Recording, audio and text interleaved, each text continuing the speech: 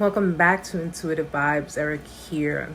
First and foremost, if you are new to the channel and you managed to go through some of my content, if you find any of my content to be helpful, useful, informative in any way, shape, or form, please be sure to hit the subscribe button because I do update my content often and I do take requests. So if you have certain subjects that you are not too sure about, that you want a little bit more information pertaining to it, definitely be sure to let me know. Leave a comment in the comment section. And of course, to all of my returning subscribers, welcome back. Now in this video, what I wanted to talk about was the Cerebral Female Narcissist. Now when you hear the word cerebral, what's the first thing that comes to your mind? Cerebral, the brain, right? Well, unlike the somatic narcissist and unlike someone who even suffers histrionic personality disorder, the cerebral narcissist is about the brain. Now, what makes her different from other female narcissists? Well, you have the somatic narcissist, which is the one who uses her appeal, her sexual appeal, who is more about superficial sources of supply. You have the malignant narcissist, which is the more dangerous one, who's very malicious with intent, very destructive, very disturbing. And of course, you have the classic narcissist, which is the female who is elite, top class, has to be the center of attention, center stage. But the cerebral narcissist is probably along the lines between a malignant narcissist and a female sociopath. And the reason I put her there is because she's more about intellect. She's more about utilizing the brain. And if you have a master manipulator utilizing the brain, then her destruction can be just as bad as any other narcissist. Because when you have someone who is equipped with manipulation to incept your brain, incept your mind, and completely distort your way of thinking based on her intellect alone, that's the kind of destruction that can be a lot worse than just a regular classic narcissist. The cerebral narcissist indulges her mind in order to gain attention, grandiosity, and so forth and so on. She looks to use her scholarly background to not only show off, but to also try to make others feel inferior to her. So she's pretty much the smartest one in the room and everyone else is pretty much dumb. Now, how will you be able to recognize a cerebral narcissist? Well, cerebral narcissists are known to flaunt their brilliant intelligence in conversations with people. So as you're having a conversation with her, you're already gonna know the top-notch school she's gone to, the degrees that she has, her educational background, how she is so intellectual, and she's going to lay that on pretty thick. Now, if you are having a conversation with her on certain types of terminology or certain types of whatever your conversation is covering, even if you're wrong, she'll be quick to not only point out that you're wrong, but she'll correct you on it. She'll correct you on it and basically have you feeling like you're a little dumb. She'll be quick to reprimand you in a sense of, no, what you're saying is wrong. This is actually what it is. Now, some of the characteristics of a cerebral narcissist. Well, we've already gone over some as far as the intelligence is concerned. Now, as we know, cerebral narcissists love to flaunt their intellect. They love to flaunt their intelligence, okay? And they like to make sure they have the upper hand in any type of intellectual argument. This is where their ego gets a little bit more inflated because the more you are feeding into the argument, the more they're going to work hard to have the upper hand. Now, cerebral narcissists also tend to learn new things. They learn different information that they keep up here in their database. And the reason they do that is because oftentimes they'll try to use that information to go against other people, especially other people that they feel are less intellectual than them, that they feel are pretty much on a sense of being ignorant. Now, another characteristic is their ego.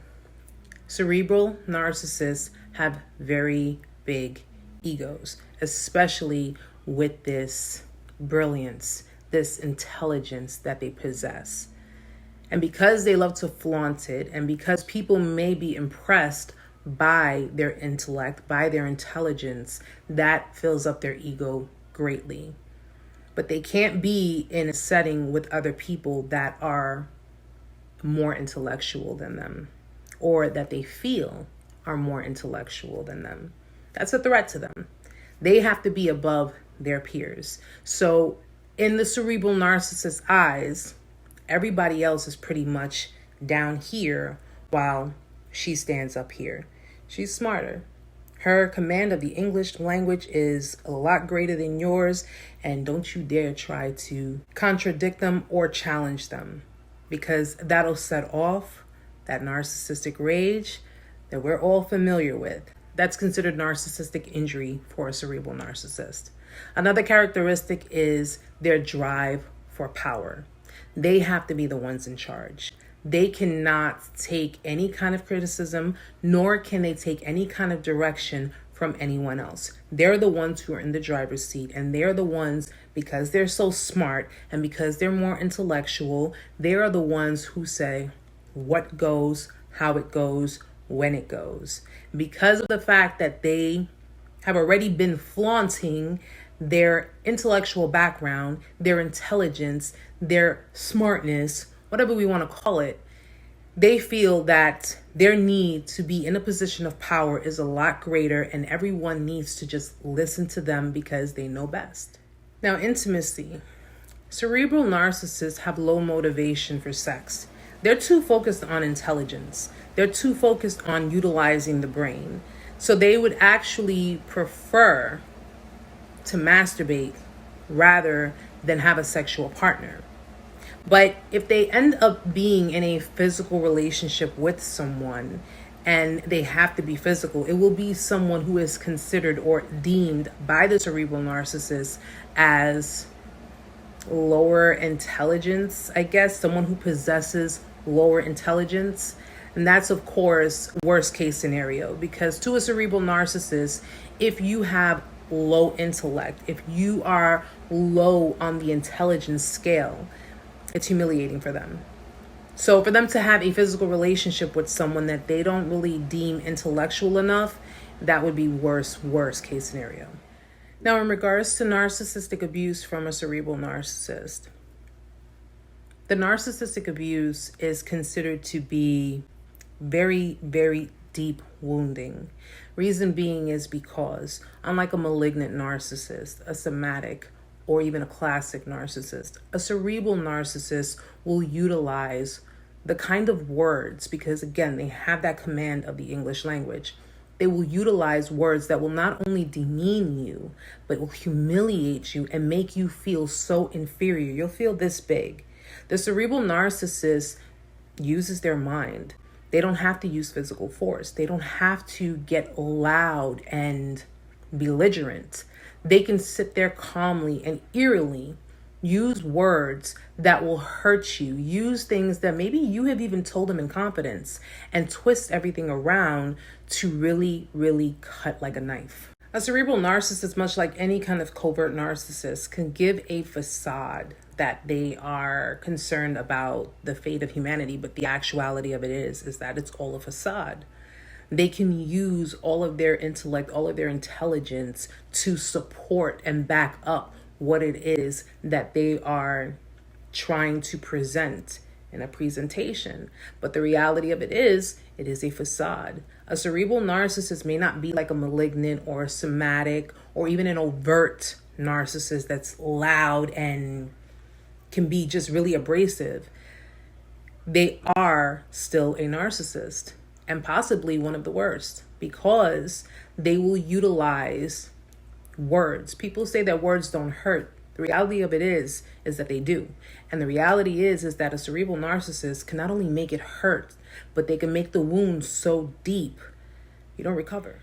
Now, a cerebral narcissist, being in a relationship with one, having a friendship with one, being a family member with one, or even in the work settings, does not matter. They're pretty much the same with other narcissists when it comes to the different stages of having a dynamic with them. the idealization stage, narcissistic abuse, discard and devalue. It all runs the same way. But with the cerebral narcissist, how idealization goes is based on intelligence. It's not based on physicality. It's not based on emotions. It's not based on intimacy. It's based on what's up here. So what they'll do as far as idealizing is concerned is they're going to make you to appear to be their intellectual equal, even though in their mind you're really not, because with a cerebral narcissist, we already know. They look at others as peers that are beneath them.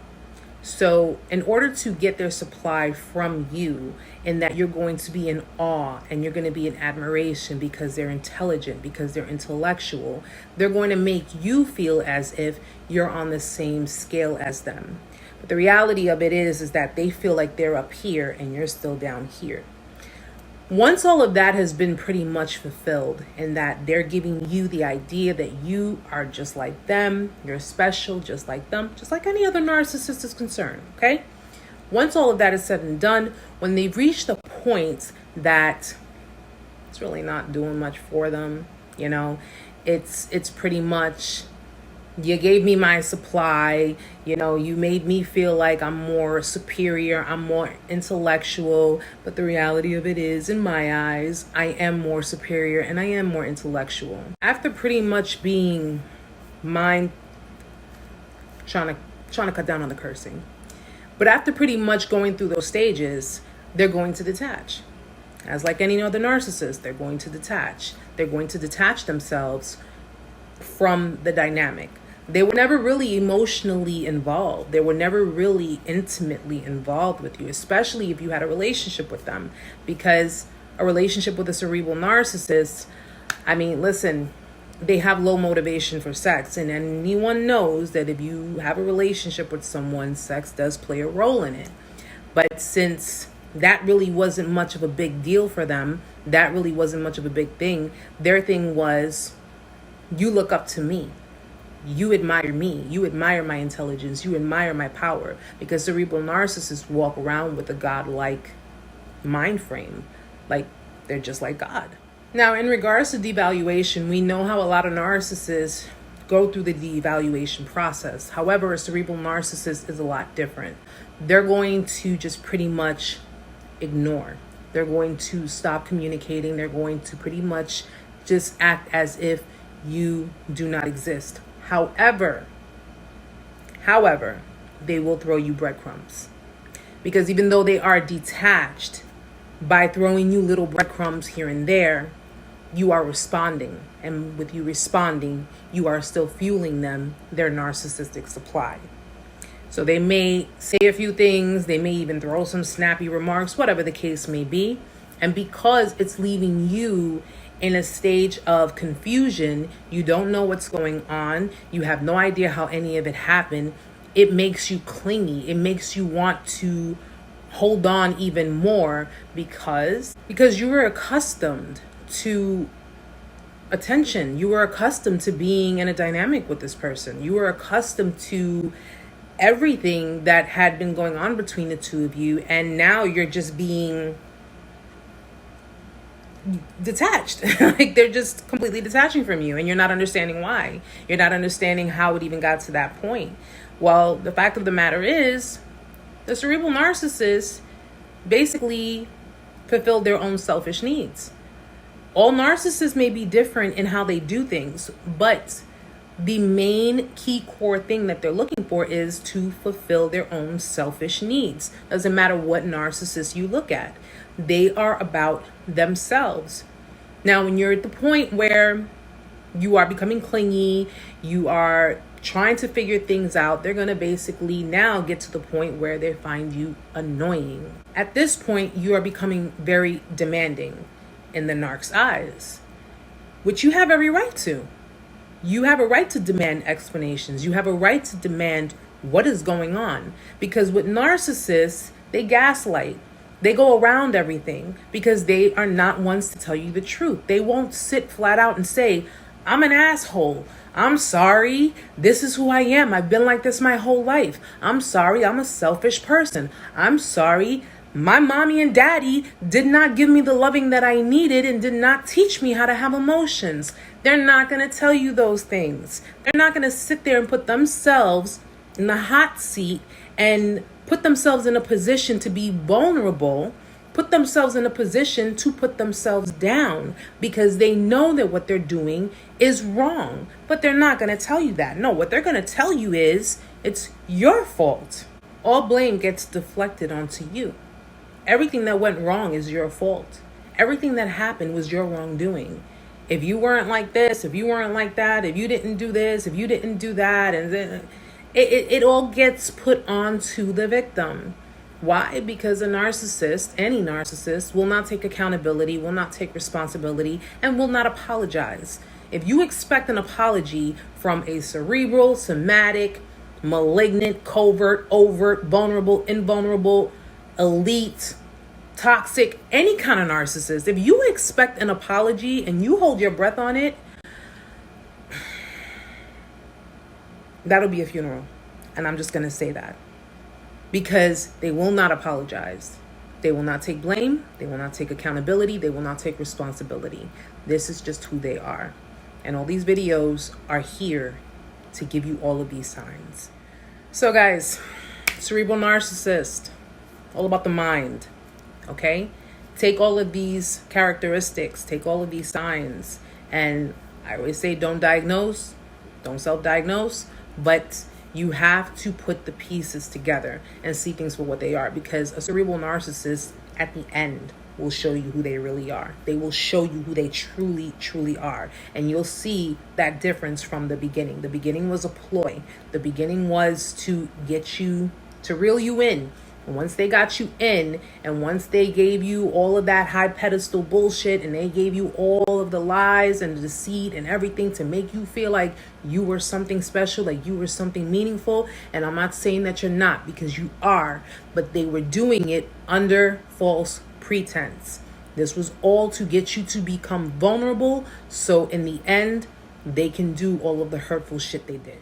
Well, guys, this video was a request. I hope I was able to break some things down. If you have anything you want to add, leave a comment in the comment section. If you have something you want to share, leave a comment in the comment section. And of course, if you have any other feedback, I'm always open for it. All right. I do hope you enjoyed the video. I do hope that I was able to help out in giving what information that I found to be extremely pertinent in this particular situation. Cerebral narcissist. Where does narcissism come from? It's a combination of so many things. It's a combination between environment, genetics, and it's pretty much a distorted way of thinking. Okay, so we have to take these things into consideration. If you notice certain signs, hopefully you get them beforehand. Hopefully you get them early on in the stages and you're able to break free from it. All right, guys, so that's my time for now. I will be speaking to you all soon. Till next time.